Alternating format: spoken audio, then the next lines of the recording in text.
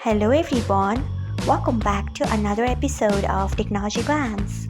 Today in this video, I'm going to guide you through how you can enable Fanboy Korean on Brave. So let's get started. Firstly, open Brave browser in your device. Then tap on three dots icon. Next tap on settings. After that, tap on Brave Shields and Privacy. Then scroll until you find Content Filtering. Next tap on it. After that, scroll until you find Fanboy Korean. Then turn on it by tapping on it.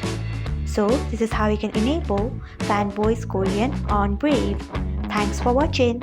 If you found this guide helpful, we would love it if you hit the thumbs up button below.